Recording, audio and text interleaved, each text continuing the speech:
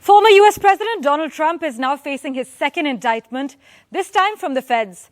He's been indicted on charges stemming from the federal investigation into his handling of sensitive government documents after he left the White House, a historic move that is likely to roil the ongoing 2024 presidential race. The key fact at the center of the Mar-a-Lago case is clear enough. Trump had classified documents at the Mar-a-Lago estate at the time of a search, and these documents were the property of the US government and had not been returned to the government despite requests and subpoenas. Regarding his handling of the government documents, he has claimed the materials he kept were personal, and therefore he didn't have to be returning them to the National Archives when he left office and was shielded, therefore, by executive privilege. Trump announced on his Truth Social that the government had informed his attorneys that he had been indicted and that he should report to the federal courthouse in Miami on Tuesday afternoon.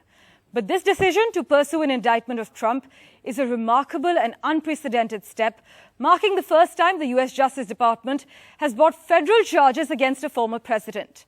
Interestingly, amid this investigation into these records found at Mar-a-Lago, it was revealed that the documents bearing classification markings had also been found at Joe Biden's former office and his Delaware home.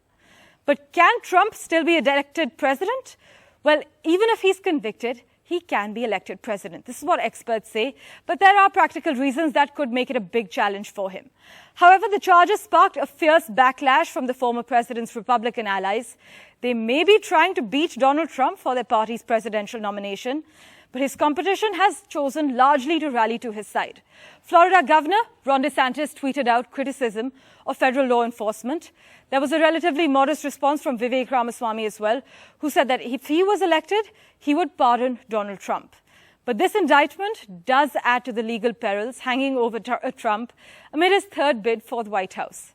Trump is also facing 34 felony counts of falsifying business records in New York State Court, as we've been reporting, and a trial in that case is set to begin in March 2024 in the thick of the US presidential campaign.